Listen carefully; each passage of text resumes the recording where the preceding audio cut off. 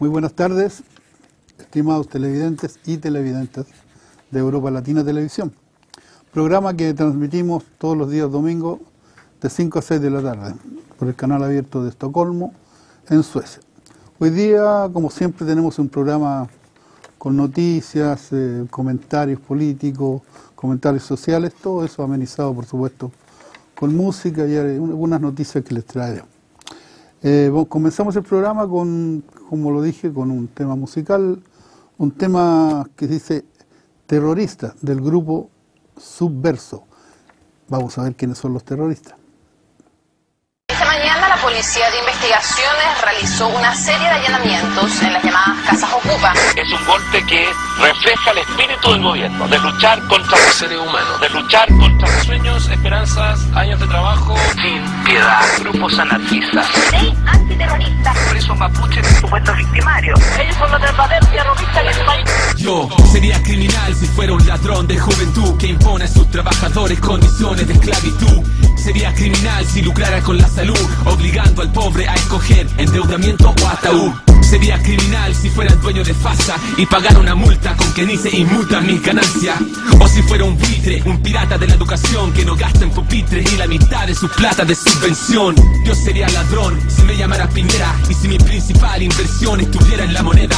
Si cobrara tasas usureras por viviendas sociales o construyera edificios letales para ahorrar en materiales. Si reabriera la mina sabiendo que es peligroso, sin importarme la vida, solo mi lucrativo negocio. Si tratara con una vara al tramposo que es famoso, pero con otra vara al que yo considero menos valioso. Yo sería antisocial si fuera un cardenal que oculta información de la verdad de un violador con sotana. O si acordara pagar estudios de impacto ambiental inexistente para seguir contaminando legalmente. Yo sería malhechor si pusiera en la tele los programas que hoy día educan a muchos niños de 8 y 9. Seguramente si yo fuera diputado sería un delincuente organizado haciendo negocios con el Estado. Yo sería criminal si hiciera todo eso, pero lo más vergonzoso es que no iría nunca preso. Y si ahora constituye delito decir lo que pienso, la Violeta ya lo dijo, preso voy también sargento. Sería justificado criminalizarme si yo del Transantiago fuera de los principales responsables. Pero ya ven, los pobres son los que siempre cumplen condena, dentro o fuera de la cana, con o sin cadena. Yo quisiera encerrar a mucha gente, comenzando por el mismo presidente. En las Condes viven muchos delincuentes, pero no viven en Ocupa precisamente. ¿Quiénes son los responsables del terror? ¿Con qué crecen siempre los niños de población? ¿Quién tortura con la economía lentamente? ¿Y a cuántos de mi pueblo han matado impunemente? Yo sería terrorista si fuera carabinero y escudado en mi placa asustara y abusara del mundo entero. Si fuera fuerzas especiales, para asesinar tendría fuero. Y si alguna vez me devolvieran mis balas, sería bueno. Yo sería terrorista si persiguiera por sus ideas a cualquiera que no piensa como yo en el tema que sea. Sería terrorista si fuera un tribunal de justicia. Y terrorista sería si aplicara la ley antiterrorista. Sería terrorista si disparara a quien luche por recuperar su tierra ancestral. Como los mapuches, violentista sería si mando a reprimir cualquier movilización que cuestione este orden injusto que nos toca vivir. Yo sería terrorista si tuviera una lista de organizaciones y activistas a quienes puedo hacer visitas a cualquier hora de la noche, sacándolo en pelota, punta de escopeta en el piso sin pregunta, solo con golpe. Sería terrorista si infundiera el terror a partir de puras evidencias plantadas y especulación. Sería terrorista si usara cualquier excusa para tratar de justificar casas de brujas en casas ocupa. Sería terrorista si fuera capitalista y orquestara toda esta mafia judicial que me beneficia con testigos pagados, fiscales coimeados, tribunales militares, cargos inventados y juicios abreviados. Sería terrorista y mucho peor que Al Qaeda si fuera la cegada prensa que una sola versión entrega, demonizando al que lucha con la capucha sin ella por el simple hecho de defender derechos que el rico nos niega. Terrorista es quien aterroriza al pueblo y ellos desde el Estado capital son los expertos. Pues si estuviera vivo y volviera al templo Jesucristo, lo arrestarían y te acusarían de subversivo a él mismo. Yo quisiera encerrar a mucha gente, comenzando por el mismo presidente. En las Condes viven muchos delincuentes, pero no viven en Ocupa precisamente. ¿Quiénes son los responsables del terror? ¿Con qué crecen siempre los niños de población? ¿Quién tortura con la economía lentamente? ¿Y a cuántos de mi pueblo han matado impunemente? Yo quisiera encerrar a mucha gente, comenzando por el mismo presidente. En las Condes viven muchos delincuentes, pero no viven en Ocupa precisamente.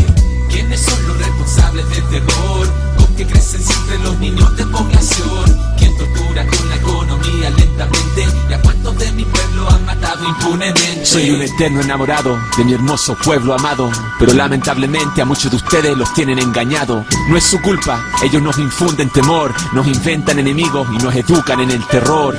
Es toda una gran maniobra de distracción para desviar la atención del único verdadero. Lo más importante para nosotros es construir nuestra familia, hacerla nuevamente, porque esa es nuestra fuente de amor, digamos, ¿ah? Y lo que la represión está buscando es destruirnos a nosotros.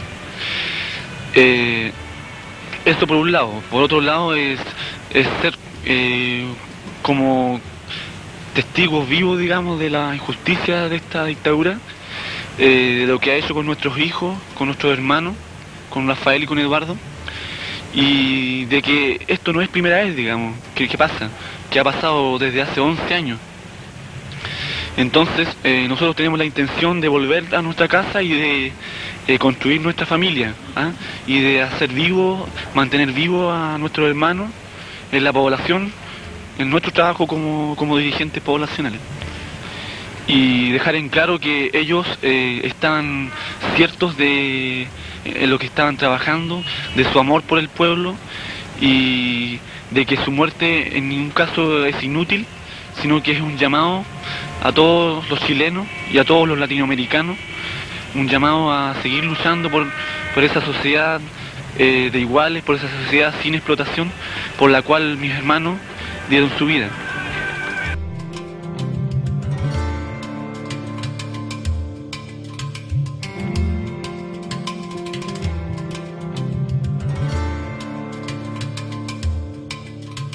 Queremos hacer un gesto, a lo mejor no todos creen en esta cosa del pan, pero para nosotros es muy importante porque significa que nunca nos van a quitar la solidaridad, nunca nos van a quitar la fraternidad entre nosotros, nunca nos van a quitar el interesarme por el otro, nunca nos van a quitar el compromiso por el otro y nunca nos van a quitar la lucha por un mundo justo.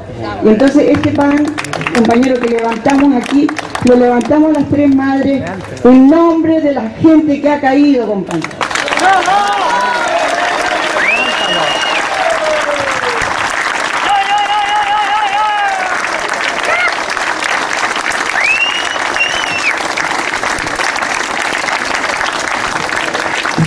Entonces, pensando en que el pedacito de pan que me va a llevar a mi boca es un compromiso de trabajo permanente, no solamente para los aniversarios de nadie, sino que permanente todo el año para cambiar esta sucia sociedad en que estamos viviendo.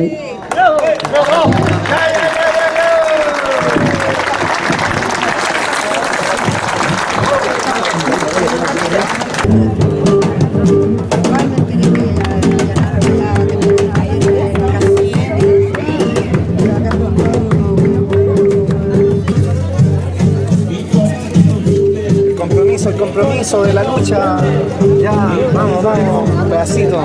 ¿Qué tortillita? Tortillita hecha por la mía Mapuche. Ya, el compromiso de la lucha. Compártanlo y ese para que.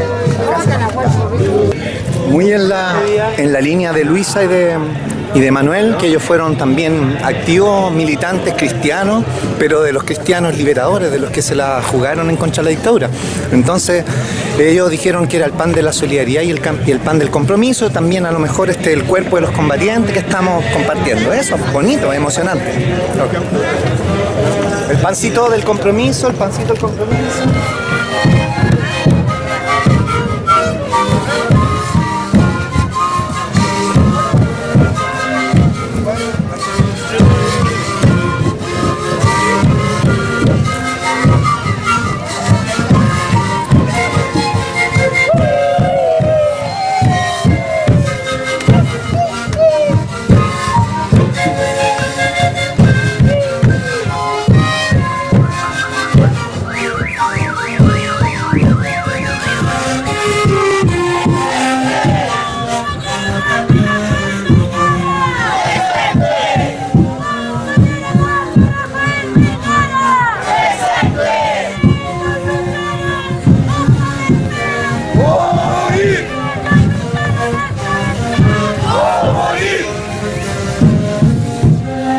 El mensaje que les dejan estos grandes patriotas, héroes.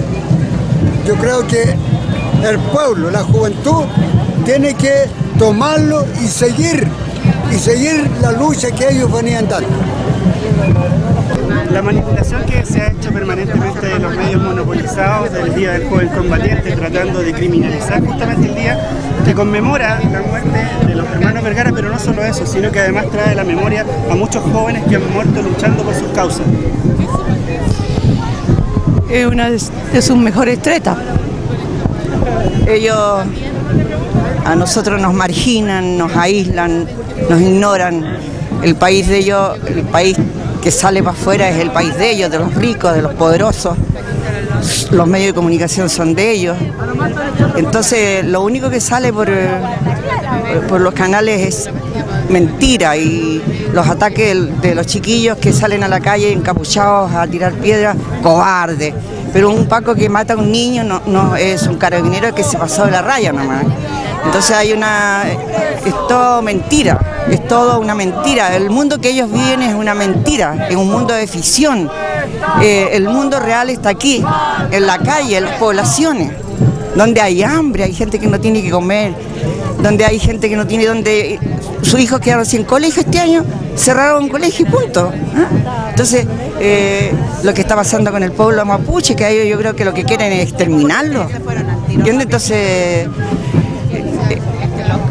es una mentira. La vida de ellos es una pobre y miserable mentira. El día del combatiente, en que murieron los hermanos Vergara Toledo, el día en que destruyeron una familia de por vida, el día que representa todos los ideales que tenían ellos y cómo lucharon en plena dictadura y cómo siguen ocurriendo esas cosas hoy. No hacen eso. Es una utilización mediática para puro aterrorizar a la gente en general, que a estas alturas confunde el día del combatiente con cualquier cosa. ¿Cuál es el sentido real que debe darse el Día del Joven Combatiente a partir de las muertes y de asesinatos justamente de jóvenes en dictadura, en los gobiernos de la Concertación y en este gobierno de derecha?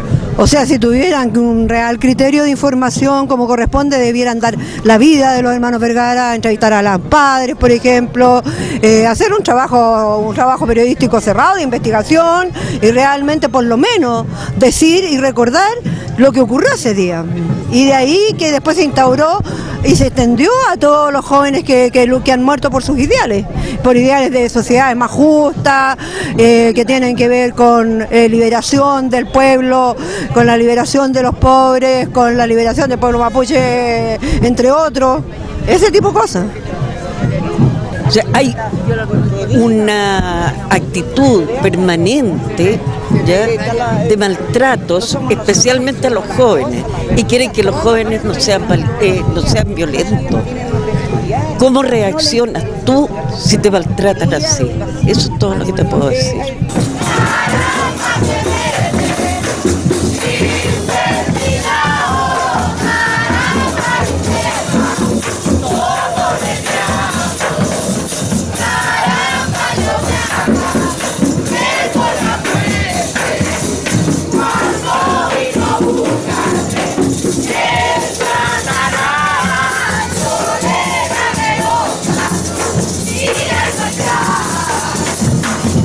Oh,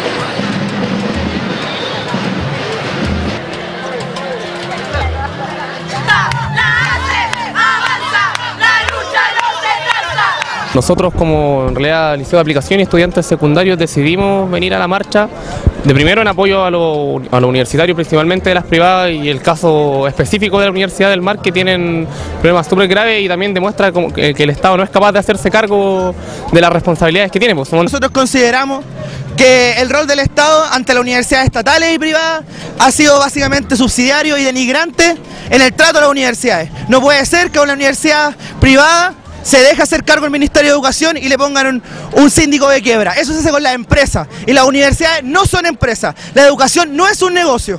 Somos compañeros de la Facultad de Ciencias Sociales de la Universidad de Chile y estamos por la estatización y la democratización de las universidades privadas. Nosotros creemos que tiene que haber un sistema estatal que contemple todo lo que es la educación, tanto privada como pública, a través de financiamientos basales del Estado 100%, para que financien toda su docencia, investigación, extensión, bueno, todas las funciones que tiene que tener la educación para lograr el desarrollo del país, apuntar a las necesidades sociales y no las del mercado. Por eso nosotros creemos que hoy es necesario salir a marchar, es necesario movilizarse nuevamente. Convocamos a todos nuestros compañeros a volver a volcarse a las calles, a volver a volcarse a las asambleas, porque la organización estudiantil tiene que continuar, principalmente para poder derogar este sistema educacional que está imperando actualmente en Chile. El motivo de participar en esta marcha es que nosotros creemos que las demandas tanto de la educación como de la salud, el transporte y el trabajo tienen que ser solucionadas por todo el pueblo en su conjunto. En ese aspecto, trabajadores, pobladores y estudiantes tenemos que organizarnos, porque este es el momento para poder lograr los cambios en la sociedad que queremos, y se van a lograr tan solo por la fuerza y de ninguna otra forma más.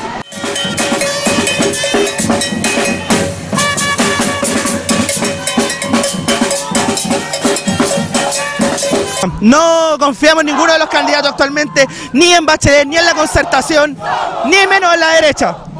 Nosotros creemos que la única forma en que se logren los cambios es a través de la organización desde el pueblo. Esa es la forma de lograr los cambios que actualmente necesita la sociedad, no a través de una clase política que está vendida y que continúa haciendo simplemente negocios para los empresarios de este país. Hoy día Chile, después de lo que fue el 2011, ha cambiado, y hoy día la gente exige respuestas y no las respuestas de siempre. Por eso aquellos que no estén dispuestos a realmente generar cambios reales, como el cambio a la Constitución, la reforma educacional, también la salud, la reforma tributaria, no van a poder nunca gobernar Chile, porque Chile no quiere eso. Nosotros estamos haciendo un llamado activo desde hace un par de años a no votar, a no participar en el circo electoral, porque creemos que la única solución es que nosotros podemos lograr es mediante la organización territorial. Nosotros creemos en el poder popular y como estudiantes estamos planteando lo mismo. Bueno, nosotros como estudiantes no esperamos nada realmente de las presidenciales. Ningún candidato que salga va a hacer algo por los estudiantes, solo van a hacer reacomodos del poder, y eso es lo que han venido haciendo por lo menos desde el 73. Yo creo que Bachelet es uno de los gobiernos que tiene más muertes en democracia. Yo creo que Bachelet es una persona que lo único que quiere es aprovecharse de los privilegios que tiene como clase. Yo creo que Bachelet ya nos traicionó como estudiante en el año 2006 y el 2008, entonces en ese aspecto Bachelet para mí vale gallaspa.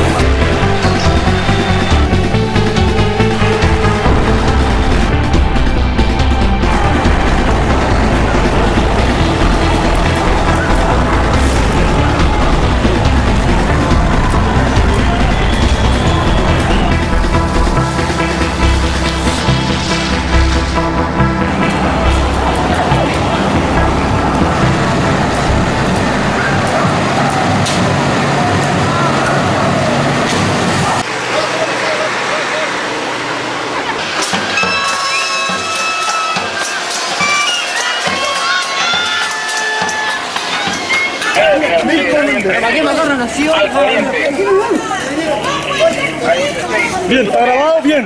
Vamos, bien. Esa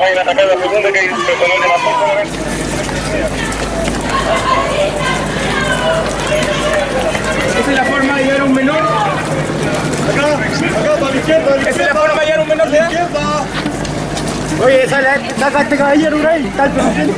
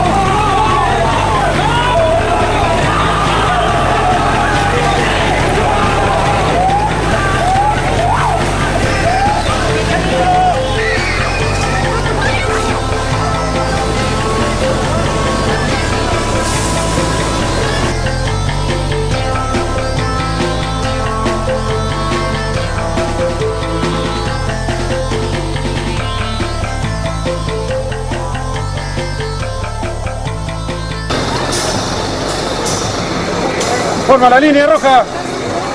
Roja, forma la línea, forma la línea.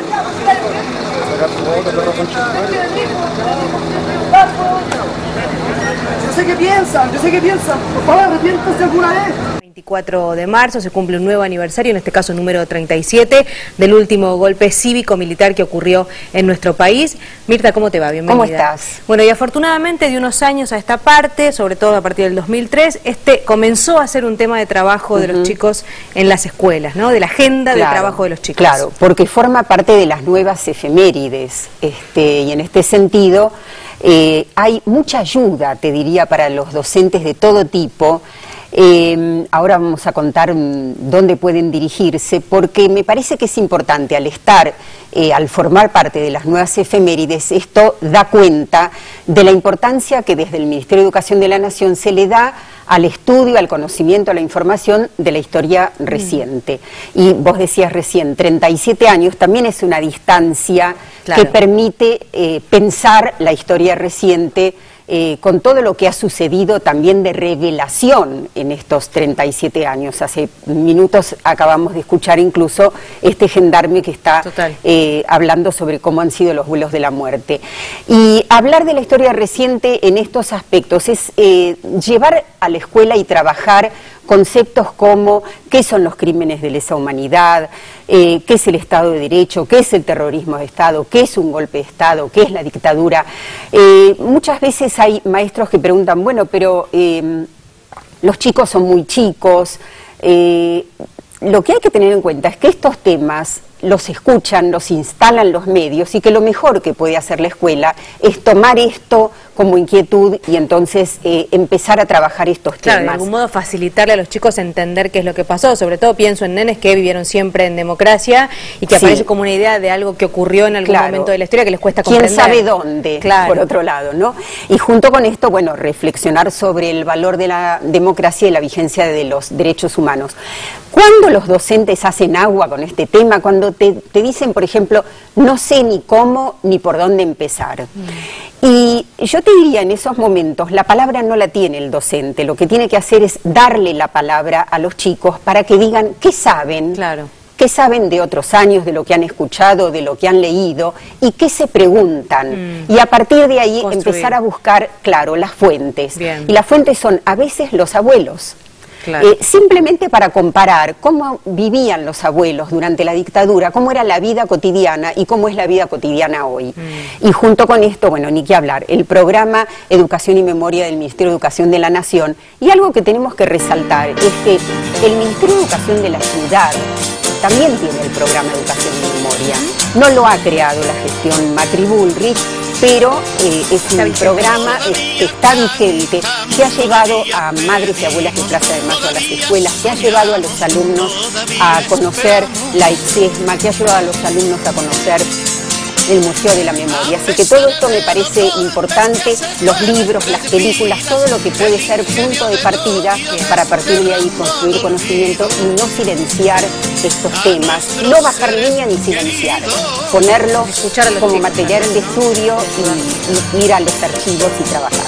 Mirta, muchas gracias a vos. Por derechos humanos en Uruguay, los invito a verlos.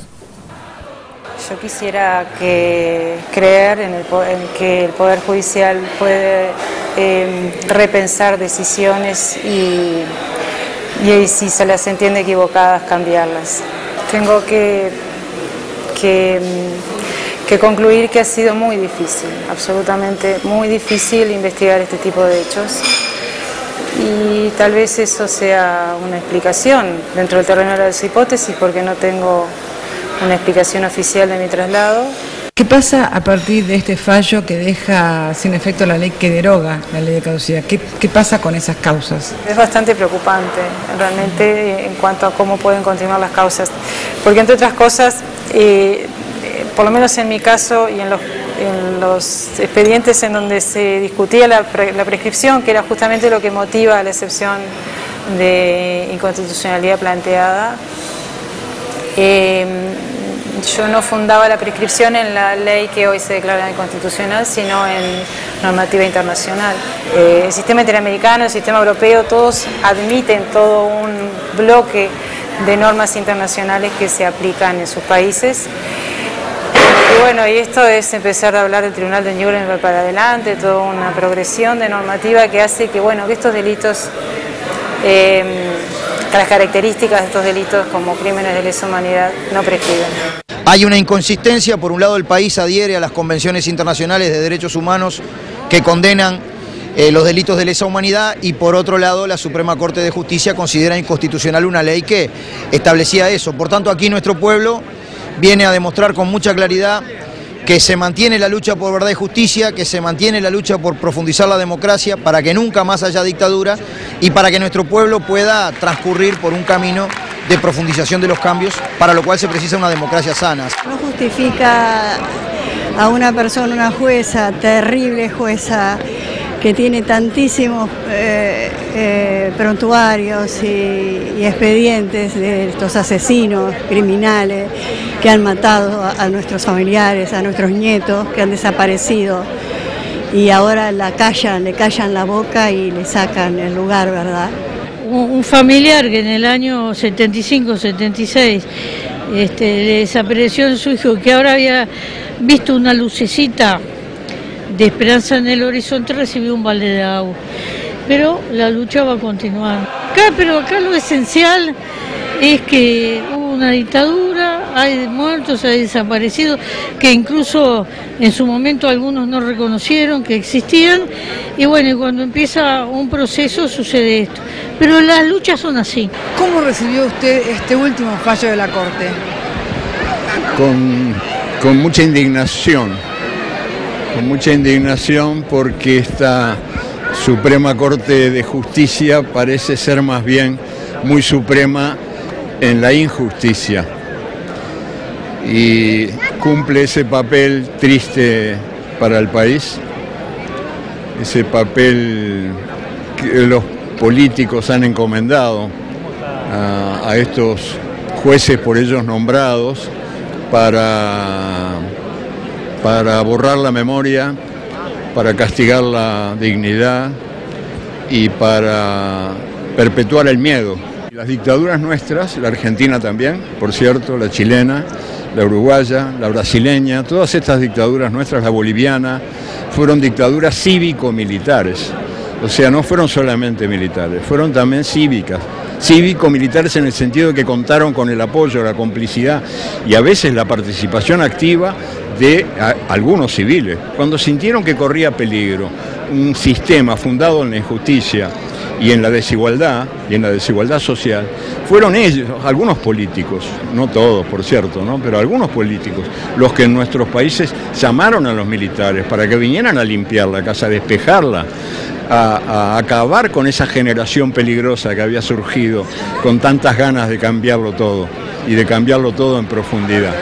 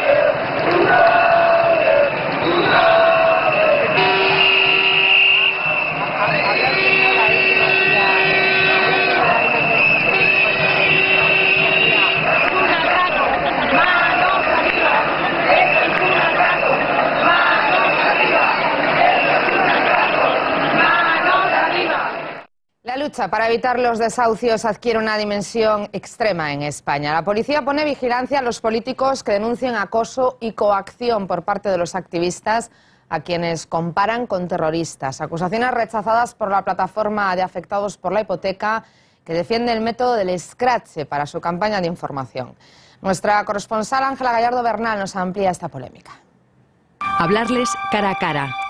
Su señoría. Diputado, diputada del Partido Popular. Estoy atrapado por una hipoteca que no puedo pagar. Si no se cambia esta ley tan injusta, voy a perder la casa en la que vivo. Y arrastraré de por vida una deuda que me condena a malvivir fuera del sistema. Señalar públicamente a los políticos que no apoyan la iniciativa legislativa popular contra los desahucios. ¡Sí se puede! ¡Pero no quiere! ¡Pero no quiere! ¡Muchas gracias por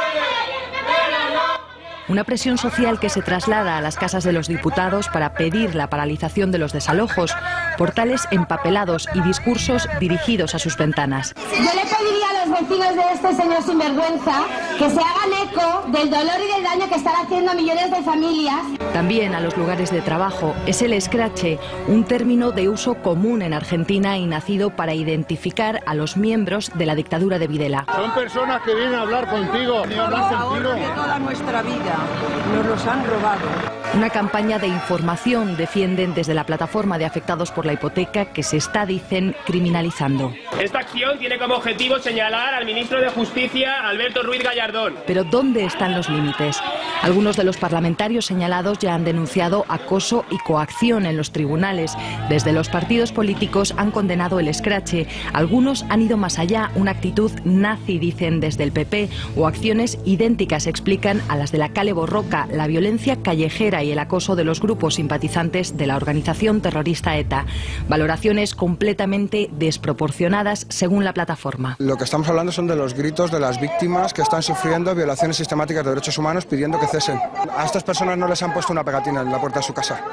A estas personas, grupos armados han roto la puerta de su casa y les han puesto a ellos y a sus hijos en la calle por medio de la violencia, al amparo de un procedimiento declarado ilegal. Ada Colau, la cara más visible de la lucha contra los desahucios, acusada por el PP directamente de coquetear junto a la plataforma con grupos cercanos al terrorismo, a la que el diario español ABC atribuye subvenciones públicas de 3,7 millones de euros en su ONG, un intento de deslegitimar la denuncia. Pobrecita caverna mediática, me atacan a mí y no saben que la plataforma tiene miles de portavoces, dice en un tuit. De un movimiento, de unas acciones, reivindican, pacíficas, con las que sin embargo dicen se está tratando de desviar la atención de lo importante. Tanto el gobierno como los banqueros y como los grupos de lobby de este país están verdaderamente asustados por lo que ha dicho el Tribunal Europeo. El 14 de marzo la Unión Europea resolvió que la ley hipotecaria española viola el derecho comunitario, no protege a los ciudadanos, explica ante las cláusulas abusivas de los bancos. Tengo una hipoteca con todas las cláusulas abusivas que pueden haber y por haber. Que no somos solo inmigrantes, habemos de gente española, gente de todo, y gente que aquí sabía de las leyes españolas y que así aún se dejaron engatusar de los banqueros, que son, discúlpeme la expresión, unos ladrones. Decenas de personas acuden a los juzgados para solicitar la anulación de sus ejecuciones hipotecarias. Una petición conjunta basada en la sentencia del Tribunal de Justicia de la Unión Europea de hace 2 semanas. Una resolución que dice el Gobierno tratará de incluir en la nueva ley sobre desahucios que se tramita en el Parlamento, pero en la que previsiblemente no estarán las demandas de la plataforma de afectados por la hipoteca, la paralización, la dación en pago, viviendas sociales. Si ellos, cuando se discuta el tema de la ILP, optan por apretar el botón rojo, volverán a llevar a los ciudadanos y ciudadanas de este país a una situación de desesperación. Por eso seguirán en la calle, advierten, hasta el día de la votación, con el polémico escrache, señalando a los políticos, pidiéndoles que aprieten el botón verde del sí se puede. Ángela Gallardo Bernal, RT Madrid. Y la crisis de la enseñanza también se deja sentir en Estados Unidos. En la ciudad de Chicago no cesan las protestas masivas en contra del cierre de 54 escuelas primarias. Los padres y los maestros acusan a la administración de poner en peligro el futuro de los alumnos en su intento de reducir el déficit municipal. Nuestro corresponsal Nicolás Sánchez O'Donovan escuchó sus argumentos y nos ofrece su visión al respecto. Los niños son el futuro de cualquier país y la propuesta presentada por la alcaldía de Chicago de cerrar más de medio centenar de escuelas públicas en la ciudad pone en serio peligro la educación de decenas de miles de jóvenes. De llevarse a cabo este recorte, se trataría del mayor cierre colectivo de escuelas en la historia de Estados Unidos. ¿Dónde irán al colegio nuestros hijos? Tienen que atravesar comunidades terribles, plagadas de bandas criminales. Concretamente, la propuesta afecta a 30.000 estudiantes y prácticamente el 10% de las escuelas públicas de Chicago cerrarían. Parece que no somos importantes para nadie, se nos hace mucho más difícil acceder a la educación. La justificación de las autoridades escolares de la ciudad es que el cierre mejorará la calidad educativa y ayudará a hacer frente al déficit de alrededor de $1.000 millones que arrastra el sistema educativo de Chicago. Los responsables locales afirman que con esta medida la ciudad se ahorrará cerca de $560 millones en la próxima década. Lo que no quieren sus ciudadanos es que se ahorre dinero a costa de la educación de los más jóvenes. Es por ello que miles de ciudadanos se han manifestado en las calles de Chicago en contra de estos cierres, unas protestas que han dejado más de 130 detenidos. Estoy protestando para que no se cierren las escuelas. El alcalde dice que con los nuevos cambios algunos estudiantes solo tendrán que caminar 1 milla, pero 1 milla equivale a 8 cuadras. Y si conoce la ciudad de Chicago como nosotros la conocemos, sabe que caminar tantas cuadras significa cruzar nuevas fronteras, nuevas pandillas, nuevos territorios. Por su parte, Karen Lewis, presidenta del Sindicato de Maestros de Chicago, valoró la propuesta como racista y destructora. Lo cierto es que la mayoría de los cierres se llevarían a cabo en barrios afroamericanos y latinos.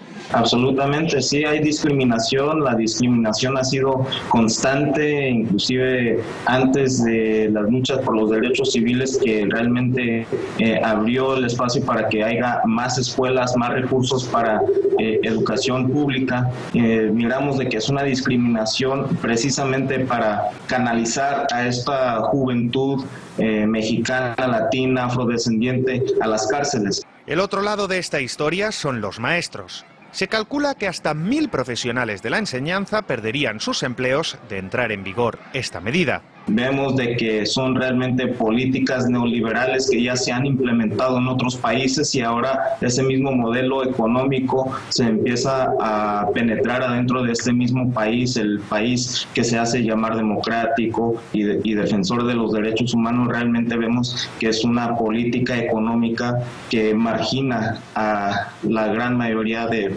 pobres en este país.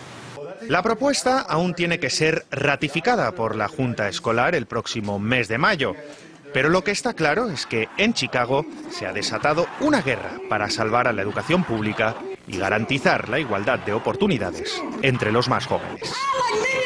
Nicolás Sánchez O'Donovan, RT, Estados Unidos. Y vamos a conversar un poco de Venezuela, que sabemos desgraciadamente desapareció el líder, el comandante Chávez. Pero ya vienen elecciones. Es interesante. ¿Qué pasa con lo que pasa ahora en Venezuela sin Chávez? Sí, el próximo domingo 14 hay elecciones, las elecciones que la Constitución exige en vista de que el presidente electo en octubre pasado, en este caso el comandante Chávez, no pudo asumir el cargo. En este caso por, desgraciadamente, como lo decías tú, la muerte de un líder bastante interesante en Latinoamérica. Pero fíjate que Nicolás Maduro ha sabido interpretar no a Chávez, porque eso ya no podemos decirlo, porque Chávez no está ahí, pero ha interpretado el sentir del pueblo venezolano, de la unidad en torno a un proyecto que sí los considera como ciudadanos, como personas, los hace partícipes de esta democracia popular y participativa. Lo que diferencia a Venezuela de este proceso de elecciones, que sería la número 15 o 16, con veedores internacionales y todo lo demás, todos lo sabemos, llevaría a Venezuela a un récord de elecciones donde se discute y se elige y se vota por todo. la privatización de esto, la nacionalización de las riquezas naturales. Plena participación del pueblo. Una participación absoluta. Entonces ese es el temor de Estados Unidos y Europa, de que ese ejemplo se repita. Se repita, sí. En Latinoamérica. Y una vez repetido y que los pueblos empiezan a exigir democracia participativa, claro, se acabó el tango o se acabó la fiesta, claro, para los yanquis. Sí. Entonces Venezuela se está jugando eso, la continuidad de un proceso revolucionario muy sui generis, en el sentido de que es transversal. No solo hay marxistas-leninistas ni trotskistas, sino también hay cristianos, hay gente que incluso es chavista de corazón, como en Chile la gente que de izquierda, hay gente de izquierda que es allendista. Allendista, sí. ¿Ya? Que no se identifica en ninguna otra organización, que él se siente allendista. En Chile, en Venezuela es chavista, bolivariano. Chávez logró rescatar parte importante de la historia de Venezuela y de Latinoamérica. Simón Bolívar fue el libertador de toda América. Claro. Esa es la gracia. Entonces Chávez, no sé si se quería convertir en eso, pero casi se ha convertido, por decirlo así, en un elemento unificador, pese que los yanquis y la prensa europea dice que es lo contrario. Claro, se han tratado mucho. Disociador, que se un hombre duro, casi dictatorial. No es así. Mire usted, si quiere uno estudiar a Chávez, tiene que pasar por esas 14 o 15 elecciones y ver el porcentaje que sacó, y con las reglas que le exigía el mundo y con las reglas que se puso el propio pueblo venezolano. Ojalá, nosotros apostamos por el triunfo de Nicolás Maduro, y que una vez triunfado esta revolución bolivariana, le dé mayor participación al pueblo, de todas maneras. Esto contrasta una cosa, quiero decirlo cortito. Nicolás Maduro echa mano nada más y nada más simple que a los grandes cambios estructurales que hizo el presidente Chávez a la cabeza del gobierno bolivariano. Más educación, más vivienda, más posibilidades, más recursos, defensa del medio ambiente, etcétera, etcétera. Cosa que, a propósito, el tema anterior era la señora Bachelet en Chile. Promete de todo, pero resulta el caso que ella fue la que aumentó la edad de jubilación de las mujeres. Por un lado les da abonos, claro, pero por la otra ya no jubilan a los 60, sino que ella le firmó una ley que jubilará a los 65. Claro.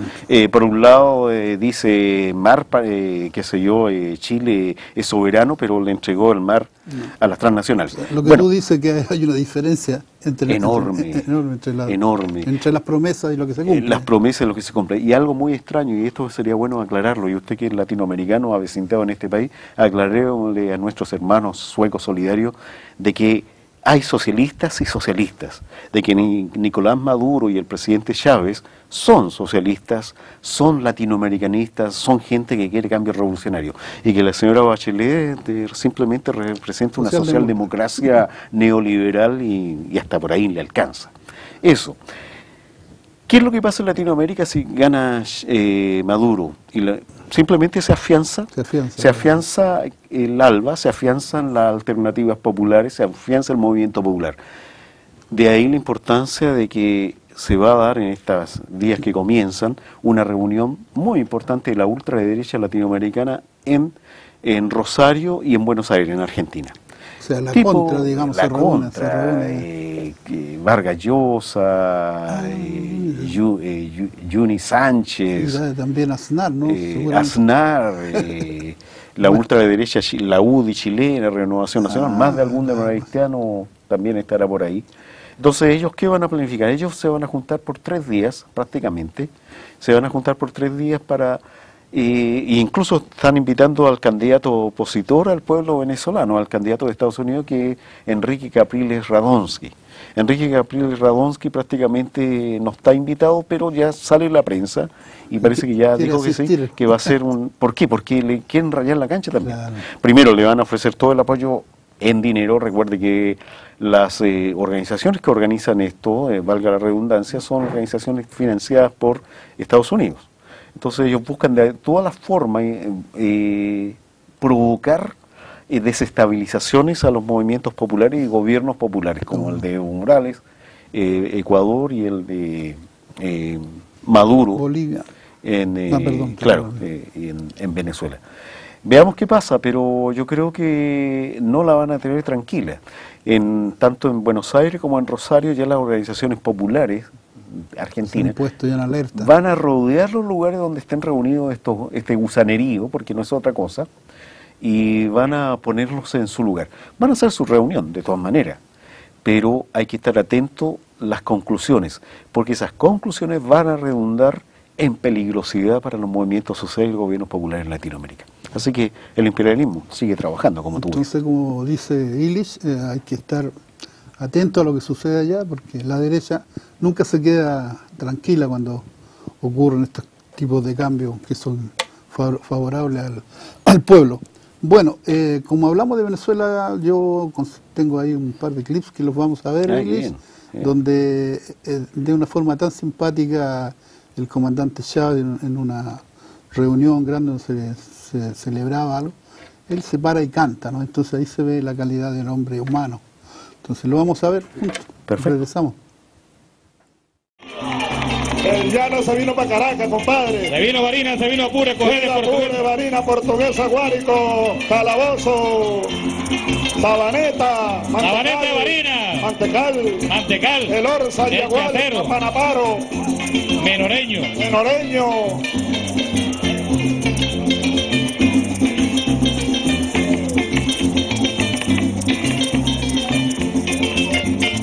Malaya que bailar un joropo aquí. El rojo sol de la tarde sobre mi llano coplero, un paisaje de encanto. Pinta de gris el estero, nubes de color azul, cruzan el cielo llanero, una bandada de garzas va con rumbo al cielo garcero. Viene la noche serena y tiende su manto negro. Adiós mi llano querido, me voy pero pronto vuelvo a recorrer los caminos para avivar los recuerdos que dejaste en mi mente desde que estaba pequeño. Cuando estoy lejos de ti, con más cariño te quiero. Fuiste mi mejor maestro en la escuela de coplero.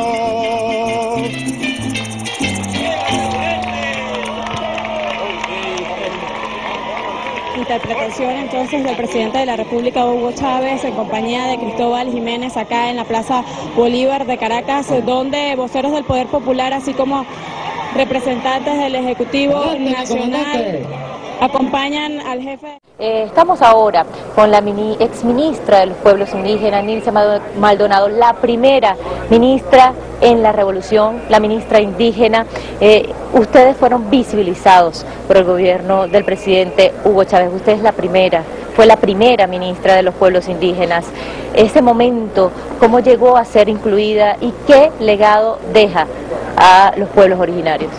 Bueno, en primer lugar, hoy es un día de mucho dolor, de profundo sentimiento por la separación que hemos sufrido de nuestro comandante en jefe de la Revolución Bolivariana, nuestro cacique general de todos los pueblos indígenas, que reivindicó a los pueblos indígenas en todos los lugares y en todo lugar, porque lo consideramos el Cristo de los pobres, el Cristo de los excluidos, el Cristo de los discriminados históricos.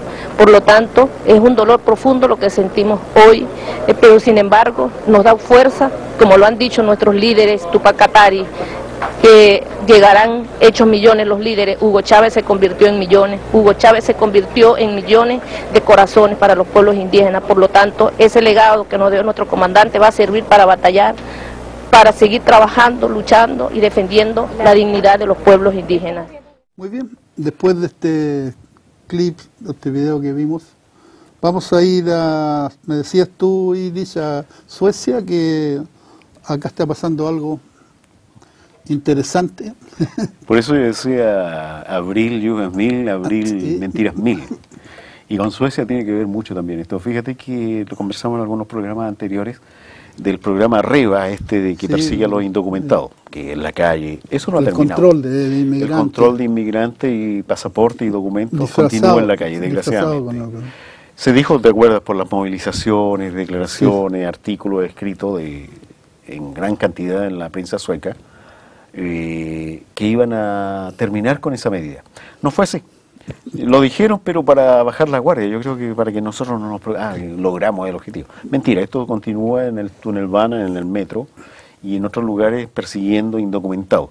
Quizás en menos volumen que antes, pero en menos grosero que antes, pero con la misma fuerza, por un asunto muy simple, que se suma a otro programa que existe, el ERPUM, que es un programa denunciado hoy día justamente, o sea, esta semana recién pasada, en la prensa sueca, por organizaciones de Red Barnen, por ejemplo, en el sentido de, claro, de la defensa de los niños. A este país llegan miles de niños, sobre todo de Irak y de Afganistán y de otros países de Asia, solos.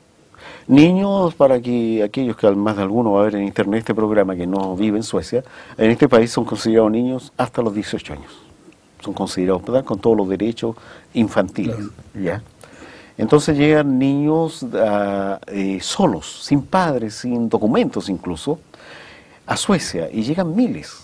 Entonces están en campo de refugiados y Suecia como que no haya qué hacer y los tiene ahí y generalmente los expulsa. Con el dolor que Suecia es firmante de un tratado de Naciones Unidas de refugio protección al infante. El problema está que los tratados internacionales son borrados, firmados con la mano y borrados con el codo, como usted puede saber, por el hecho concreto de que hay premios de por medio si ejecutan la tarea. La búsqueda y expulsión de indocumentados, no niños, sino que gente común y corriente, y ahora la persecución de niños y reenviados al primer país europeo donde entraron, puede ser cualquier otro país, Alemania, que normalmente mandan a Bosnia y a Serbia, dicen las autoridades suecas de migración, porque es de ahí que viene una enorme cantidad de niños gitanos, rumanos. Los devuelven ahí. Entonces, el gobierno sueco dice, el departamento de migración sueco dice que ellos se preocupan de mandarlos a un lugar donde van a ser recibidos y tenidos muy bien. Pero eso tú sabes, a mí me hablan de Serbia, Bosnia, Bulgaria, madre mía, cuando la gente vive en condiciones terribles, la misma gente de esos países, ¿cómo tendrán a los refugiados y sobre todo niños? La trata de blanca y prostitución ahí hace estragos, todos lo sabemos. Pero los suecos hacen los suecos, se tapan la cara y los envían. ¿Porque se han transformado en malos los suecos? No. Los suecos son igual que los de Timbuktu, los venezolanos, los chilenos, los chinos. Son iguales, son personas con cosas buenas y cosas malas, igual que todos nosotros. Y el problema está que hay un elemento, el económico. Por niños devueltos o expulsados, la Unión Europea con su programa ERPUM, que es una suerte en inglés de programa de repatriación de niños solitarios, por decirlo así, sin padres, recibe Suecia 4.500 coronas por cada persona. Y fíjese, en el año 2010 Suecia devolvió 98 niños. Pero el año 2011 devolvió 144. Todavía no sale la cifra cuántos devolvió el año 2012, que sabemos que se multiplicó. Este año 2013, que recién está empezando en su cuarto mes, no sabemos cuánto va a ser. Pero el ingreso, o sea, hay otra trata de blanca que no es solo prostitución, sino que es la venta de mercancía humana que no es bien recibida. Esas son las leyes suecas. Nada más y nada menos. ¿Por qué vivimos esto? Nada más porque los partidos suecos tradicionales no hacen su tarea de defender el derecho al refugio, el derecho a existir y buscar un lugar. Suecia, por ejemplo, es un país pequeño y rico que puede ofrecer, como lo ha hecho antes con nosotros, y gran cantidad de miles de refugiados políticos y económicos, puede volver a ser un país solidario. La semana pasada se abrió en Gotemburgo el Congreso de la Socialdemocracia para ver cómo están para las próximas elecciones del 2014. Han discutido de todo, pero nadie discute cómo volver atrás. Es como la señora Bachelet, de que es como que nunca han gobernado, como que todo lo que es privatizaciones que hace la derecha, en Chile Piñera y acá Reinfeldt, como que hay que acabar con eso. Pero las privatizaciones y las injusticias comenzaron en Chile con la concertación, Lagos y Bachelet y Frey antes, y acá comenzaron con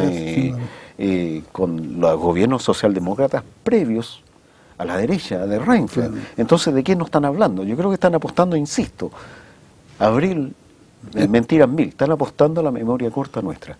Esperemos que Suecia sea no solo acusado a las Naciones Unidas por este avasallamiento del derecho infantil a vivir, sino que debería un ejemplo, y deberían ser los suecos los mismos los que reaccionaran. Nos despedimos de ustedes y esperamos que el próximo domingo estén con nosotros. Muy buenas tardes y hasta el próximo domingo.